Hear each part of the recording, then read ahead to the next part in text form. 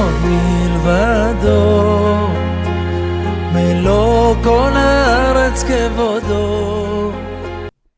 Alors on est arrivé à la conclusion ou au récapitulatif de tout ce qu'on a vu concernant la Kedusha Tefillin, la Gdusha, la sainteté liée au Tefillin. Qu'est-ce qu'on a vu? Aleph, dans un premier chapitre, on a vu Kedusha Ta'adam chez Munachot Alav Atfilin. Le cas de la Gdusha qu'un homme doit avoir lorsqu'il a les Tefillin sur lui. On a vu la vie de la Gemara. D'après la Gemara, Tsarir Shelo Yafiach. Un homme doit veiller à ne pas avoir de flatulence lorsqu'il a les Tefillin. Et c'est la raison pour laquelle la Gemara disait Veshelo Yishan Bahem. C'est pour ça qu'il ne doit pas dormir avec. Parce que quand on dort, on ne fait pas attention à ce qu'on fait. Et donc, du coup, la Gemara avait dit que c'est pour ça que c'est interdit de dormir avec les Tefillin. Rambam, Maïmonide. Eno Meharer Mahashavot Raot. On ne doit pas avoir de mauvaises pensées lorsqu'on a les Tefillin. Et là, Mefané Libo Bedivre Emet Vatzeg, mais il faut constamment tourner son cœur vers des paroles de vérité et de justice. Donc effectivement, on voit qu'il y a une Kedusha particulière et il y a un cadre à avoir, aussi bien au niveau physique, par rapport à ce qu'on a dit dans la Gemara, ou au niveau des Mahashavot, de ses pensées, lorsqu'on a les Tefillin sur soi. Deuxièmement, on a vu Issour et Asachat Adat Matfilin, l'interdit d'avoir l'esprit qui vagabonde lorsqu'on a les Tefillin. Qu'est-ce que c'est Asachat Adat, avoir l'esprit qui s'est échappé? Vous vous rappelez? C'était quoi? D'après le Roche, Légèreté d'esprit. c'était effectivement faire preuve de légèreté d'esprit, de rigolade, c'est ça qu'on appelle les Asachat. Donc ça voudrait dire que d'après le Roche, c'était pas forcément une déconnexion ou une déconcentration. On a dit quelqu'un qui est dans son travail, parce qu'à l'époque il portait les tefillin toute la journée, et qui était dans son travail, il n'est pas Essachadat. Il est concentré à quelque chose, et ça n'entache pas la Gdusha des tefillin. Donc qu'est-ce qu'il dit Shulchan Aruch? Chayav le mashmesh bitfilin kol sha'a. On est obligé de tâter les tefillin à chaque instant, chez lo yassiach dato mehen, pour ne pas que son esprit vagabonde. En d'autres termes, d'après Shulchan Aruch, il faut que tu sois toujours concentré sur le fait que tu as les tefillin sur toi. Quelle est la meilleure façon? C'est que tu es toujours en train de les toucher. Si tu les tâtes constamment, c'est-à-dire que ton cerveau, il donne l'information qu'il faut toucher tes tefillin, c'est que tu y penses. Particulièrement, effectivement, dans le Yotzer. Donc voilà pourquoi, d'après Shulchan Aruch, Hayav, on est obligé de tâter les tefillin, parce que si on arrête de les tâter, on risque d'avoir Esser Hadat, donc cet esprit qui s'échappe. 2. Et t'as vu dans le Yif Matzker, par exemple, dans Shacharit, c'est pas marqué Shacharit en Tefillin. Exactement. Alors, troisième Pérec, on a vu Shina Imat Im Tefillin. Est-ce qu'on peut dormir avec les Tefillin? On va présenter ici le Roche. On a présenté le Roche, le Shulchan Aruch et le Piskei Teshuvot. D'après le Roche, Ka'asham Itnamnem, lorsqu'un homme il somnole, l'onershav les Esser ce n'est pas considéré comme un Esser Hadat. Pourquoi? Mais pourtant son esprit il s'est déconnecté, il a vagabondé. Non, ça ne s'appelle pas vagabonder, puisque qui en bekar kalut roche usrok. Parce que lorsqu'on somnole, on n'est pas en train de rigoler ou de plaisanter. Et donc, comme on l'a dit tout à l'heure, d'après le Roche, Esser Hadat, c'est la rigolade et la plaisanterie. C'est ça qu'on appelle l'esprit qui s'échappe. Donc quelqu'un qui somnole, il n'est pas Esser Hadat.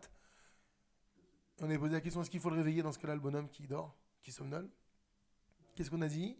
Parce qu'on a dit qu'on ne doit pas dormir avec des tefillin. On a dit non. Sauf si on voit qu'il commence à rentrer dans un sommeil profond. Par exemple, il a piqué du nez et sa tête elle tombe ou on l'entend ronfler. Là, on le réveillera parce que ça sourd de dormir avec les tefillin. Comme on a dit dans la Gemara un petit peu plus haut. Mais la somnolence, c'est comme quand tu es dans l'avion ou allez, le vendredi soir à la synagogue pendant les Chouner Hanena. Tu dors pas, mais c'est ça, c'est le vol de nuit. Il y a un problème de contrôle aussi. Non, parce que Minamem, s'il relève la tête, quand il pique du nez, ça veut dire qu'il est en train de se contrôler. Donc c'est pour ça qu'on avait vu, donc là on est dans le récapitulatif, on ne va pas tout reprendre. Mais c'est pour ça que d'après le Roche, c'est pas un problème quelqu'un qui mitnamnem. Alors évidemment que c'est mieux de pas somnoler. Mais s'il somnole, il n'y a pas de problème des Hadat. Shulchan Aruch, Yashan Shanatarai, Maniach Rosho Ben Birkav, Veu Yoshev Veyashen. Oui, c'est bien. Quelqu'un, bravo, tu as très bien fait de préciser ça, c'est ça qu'on a vu. Là-bas, on parlait d'un cas où à l'époque, ou certains aujourd'hui aussi, hein, portent les tefilines toute la journée, puisque le Rambam avait dit c'est ça la mitzvah des tefilines. On parle beaucoup de Maïmonide en ce moment. Le Rambam dit la mitzvah, c'est de porter kolayom. C'est-à-dire la mitzvah, c'est l'idéal de la mitzvah, c'est ça. Donc, dans ce cas-là, quelqu'un qui les porte toute la journée et qui va du matin jusqu'au soir les porter et qui va étudier ou qui va travailler avec et qu'à un moment il a envie de se reposer, est-ce qu'il peut dormir de façon. Alors attention, dormir chez la Taraï, on a dit c'est même pas une sieste. C'est une micro-sieste. On avait parlé de quelques secondes, rappelle-toi, je te rappelle. Alors, on peut, chez Nataraï, faire une sorte de sommeil très léger, mais à une seule condition.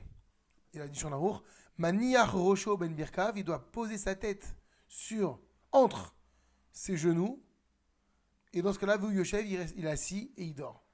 C'est-à-dire quoi? Puisqu'il n'est pas dans un confort. Et c'est-à-dire qu'il est dans une posture qui n'est pas très confortable, suffisante pour une micro-sieste.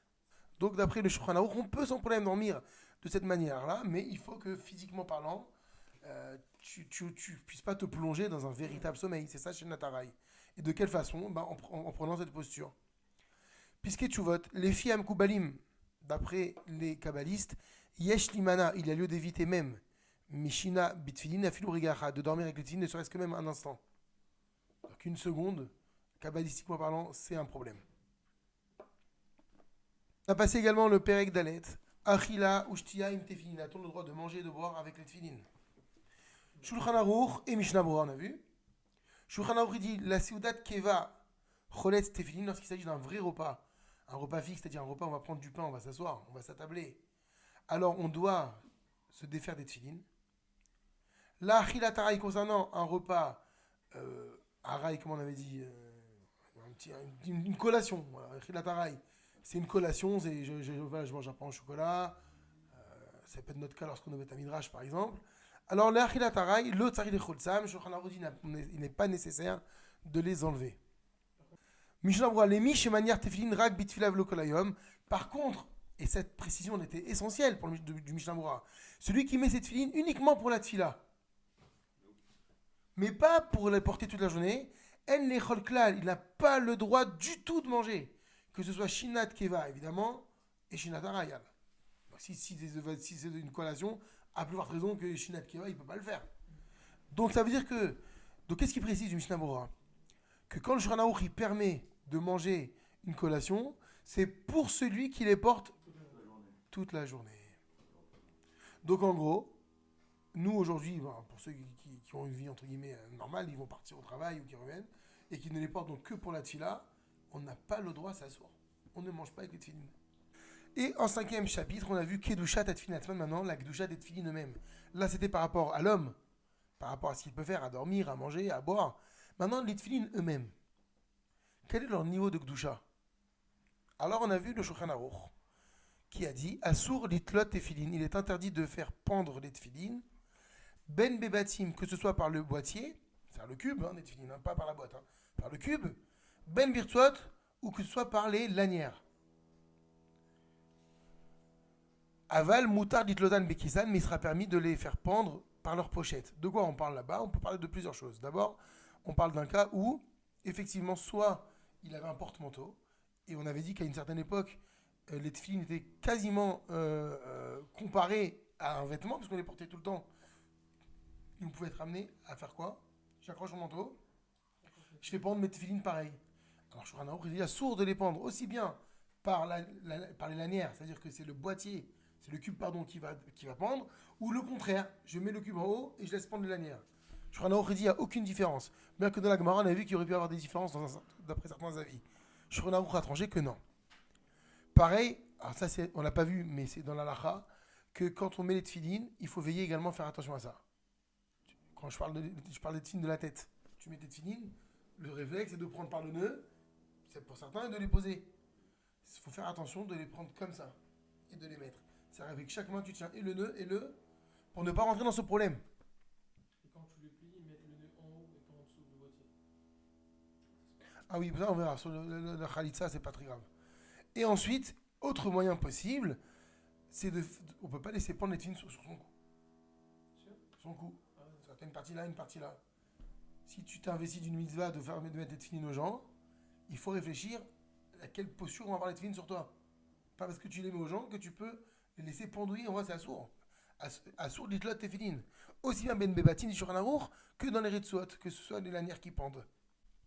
Mais par contre, aval moutar l'itlot al bechizan, on aura le droit de les faire pendre par leur pochette. C'est-à-dire que je peux prendre ta pochette et l'accrocher maintenant. Ça s'appelle pas pendre. Mishnah Brura, Noagim li'tanot, on a la coutume de jeûner. Que shenoflin tefilin à la haaretz, belon artikan, lorsque les tefilin tombent par terre, sans leur boîtier, sans leur enveloppe, donc c'est-à-dire la pochette ici, une artique. Va'afilu ben artikan, et même s'ils sont tombés avec leur pochette, yiten prutal zakai devra donner une somme, même la plus infime qui soit, à la tzedaka. Shulchan Aruch. Donc là, encore une fois, on est dans le sikoum, donc c'est-à-dire au Hachem, on classe maintenant ce qu'il faut faire, ce qu'il ne faut pas faire. Shulchan Aruch, Asur le'anicham bemita tachat margelotav o keneget sido. Il est interdit de placer les tefilines dans le lit, sous ses pieds ou à côté. Mishnah Brura, maintenant regardez Mishnah Brura. Safsal sheyesh tartav teva le'atzniya sham talit tefilin. Le cas d'un banc sous lequel se trouve un casier pour y cacher les tefilines, enfin pour les ranger. Vous vous rappelez quand on a parlé de ce cas? Il y a certaines synagogues comme ça, où sous la chaise, il y a le casier. Yesh osrim lishev, il y en a qui interdisent de s'asseoir dessus. Veyesh matirim, et certains permettent. Et qu'est-ce qu'on a dit? Que chez yesh halal tefar, lorsqu'il y a un espace vide d'un tefar, c'est-à-dire entre les tefilines et l'assise de la chaise, c'est-à-dire que j'ai un vide dans le casier d'un tefar, moutar c'est permis de s'asseoir dessus. Ou Baal Nefesh, et qu'est-ce que c'est un Baal Nefesh? Jordan? Quelqu'un de sensible spirituellement parlant, ça ici. C'est-à-dire, attends, on peut pas. Non, arrête. On peut pas s'asseoir sur cette file, même s'il y a un espace de 10 tefar, arrête, ne me dis pas ça. Alors, quelqu'un qui est Baal Nefesh, Yachmir Gambazé, et ben il fera preuve de rigueur, même dans ce cas-là. Imlo Beshatatrak, à moins que ce soit vraiment un cas de force majeure, il faut qu'il s'asseye maintenant. Il n'y a plus de place, alors on disait, bon, je sais que tu es sensible à ce niveau-là, c'est bien, bon, Rajem, assis-toi. Puisque tu votes maintenant, Tfilin Betor Misvada Vechadome, des tfilin qui se trouvent dans une valise ou autre, Asur Leishaen Alem, il est interdit de s'appuyer dessus. Aujourd'hui, ils vont inventer des valises qui roulent avec un moteur. J'en ai vu. Ils s'asseyent sur la valise en Chine. Et elle avance, elle a sa. C'est incroyable. Il y a qu'on appelle ça, la poignée. Elle s'assoit dessus, parce que c'était une chinoise qui faisait la pub. Et elle avance dans l'aéroport, assise sur sa valise. Donc voilà. Maintenant, j'ai mis Tefilin dans ma valise. Bon, on prend un cas plus facile. J'attends l'avion, je suis assis sur mon bagage à main. J'ai le droit ou pas? Qu'est-ce qu'on a dit? Asur leishaen aleem, c'est interdit de s'asseoir dessus. Pourquoi? Parce qu'on a dit que ça constituait exactement, ça compressait les tefilines et c'était une boucha pour les tefilines. Une humiliation que de les compresser dans la valise à cause du fait que je m'asseye dessus. Toi, tu les mets dans ta valise Ou t'appuyer, l'ishaen, c'est s'appuyer, c'est pas s'asseoir. On va mettre la tête ou pas? Ça crée une compression qui est pas kavod pour les tefilines. Bon, j'ai vu une halakha, c'est incroyable. Même les boîtiers des tefilines, on n'a pas le droit de poser son sidre dessus en tant que stander. Vide. À moins que quand tu as acheté tes tefilines, tu es parti du principe que tu utiliseras ces boîtiers pour ça. Aussi pour ça. Mais si tu n'as pas fait ce principe, tu n'as pas le droit parce qu'il y a la Gdoucha. C'est d'abord chez Gdoucha, c'est quelque chose qui implique une sainteté parce que c'est avec les tefilines constamment. Je n'ai pas le droit d'utiliser cette chose pour autre chose, même si c'est pour un sidour, pour moi. Donc, maintenant, posez la valise sur le sol. En isur mekaradim, d'après la stricte halakha, il n'y a pas d'interdit à cela. Asur leshev beshave al safsal she'alav tefilin. Il est interdit de s'asseoir sur un banc quand les tefilines sont posées au même niveau, donc sur la même assise. Et là, à moins que, imyaniyar tachat atfilin, d'avoir un mastic, à moins qu'il place sous le téfilin quelque chose qui fasse interruption ou séparation plutôt. Et qu'est-ce qu'on avait dit, Kylian? Cette chose-là ne doit pas être en rapport avec les tefilines. Oui, mais on a dit que le Kylian, il ne marchait pas. Il faut que ce soit un objet qui n'ait pas de rapport avec les tefilines. Shulchan Aruch, Bayit sheyesh bo tefilin, une pièce dans laquelle se trouvent des tefilines. Asur le shamesh bo mitato ad shiyotziem. O sheyanichem bichli torkeli. Il est interdit d'avoir un rapport avec son épouse dans une pièce où se trouvent des tefilines, à moins de les des tefilines, pardon, à moins de les sortir ou de les placer dans un ustensile qui est dans un ustensile. Donc doublement hermétique. Si le keli intérieur, le premier, il n'est pas meyouchad, donc par exemple, qu'est-ce que j'ai fait moi? J'ai pris ma boîte de mouchoirs, j'ai mis mes tefilines dedans, et ensuite cette boîte, je l'ai mise dans ma pochette de tefilines. Ça marche ou pas? Il dit que c'est bon. Qu'est-ce qu'il pense au Shulchan Aruch? Il dit c'est interdit d'avoir un rapport à moins de les sortir ou de poser keli betor keli. De les placer dans un keli qui se trouve dans un keli. Maintenant, c'est quoi la définition d'un keli dans un keli? Il dit, Véhou, c'est quoi? Chez En Hashenim Yuchadem, que le deuxième n'est pas spécifique au tefilin. C'est-à-dire que le deuxième ne doit pas être la pochette des tefilin. Donc, a priori, qu'est-ce qui marcherait? Un deuxième qui n'est pas. Donc, je prends ma pochette des tefilin normale et je la mets dans une boîte. Oui. Ou dans un tiroir. C'est ce qu'on a compris d'après Jean. Alors, qu'est-ce qu'il rajoute le Rama? Le Rama, il dit Shapnimi, celui qui est interne à l'intérieur, c'est-à-dire le premier Keli, Eno miyuchalem, il n'est pas spécifique, et que l'extérieur il est. Alors ça marche? Oui. Shulchan Aruch, il a dit le premier il doit être propre de tefilin, le deuxième il doit être différent des tefilin extérieurs. Donc d'après Shulchan Aruch, ce qui compte, c'est que la deuxième couverture, enfin couverture, je veux pas parler de tissu, que la deuxième enveloppe, elle, d'après Shulchan Aruch, ne doit pas être propre au tefilin. Et qu'est-ce qu'il rapporte le Rama? Il dit même dans le sens inverse, ça marche. Que si tu as mis dans une boîte des tefilin, dans la boîte à mouchoirs, c'est le meilleur. Et je l'ai mis dans une pochette, donc la pochette extérieure, maintenant la deuxième, c'est propre au tefilin, et ben dit moutar, ça reste permis. Donc a priori, le Rama, il parlerait d'un médiavat finalement. Mishnah Berurah, Af bisfarim amutfasim yesh kedusha. Sachez, dit Mishnah Berurah, que les livres imprimés ont une kedusha. Ben non, parce que moi j'aurais pensé, comme on a dit, il faut qu'il y ait le klaf, c'est le parchemin, comme la mezouza, comme les tefilin, comme le Sefer Torah. Mais oui, mais c'est pas la kedusha des tefilin. Il m'a dit, yesh kedusha. Il y a une kedusha. Ah, et alors c'est eux qu'on recouvre, qui n'ont pas besoin de keli. Oui, mais du coup, la question c'est de savoir si maintenant j'ai des livres de Torah dans ma chambre, est-ce que j'ai le droit d'avoir un rapport avec mon épouse devant ces livres de Torah? Alors c'est quoi son niveau de kedusha? C'est la question. Alors qu'est-ce qu'il va dire? L'autre dafka keli, il ne nécessite pas forcément un objet pour les couvrir. Dai bekisouy, ça suffit d'une couverture, d'un coup de quelque chose. Donc ça veut bien dire que pour les tefilin, il me faut keli dans un keli et pas une couverture. Si le Mishnah Berurah fait la distinction entre ce qu'on appelle un objet et une couverture pour les habits, pour le sidour ou pour le livre de Torah, c'est que le kisouy, c'est pas un keli. Et que pour les tefilin, j'ai besoin d'un vrai keli. Donc c'est un tiroir, une armoire, ce que tu veux. Zechuchit shekufa yechola lechachev kisouy echad. Du verre. Comment vous traduisez shekufa? C'est ça? Est-ce qu'une boîte transparente, ça peut être considéré comme un keli? Parle pour les livres. Parce que là, on est dans le livre maintenant, on parle plus des tefilin. Alors, Mishnah Berurah dit Zechuchit shekufa, du verre transparent, donc comme une porte transparente de bibliothèque. Yechola peut être considéré, les chachev, donc Yechola les chachev peut être considéré kisouy echad comme un kisouy. Et ça marchera.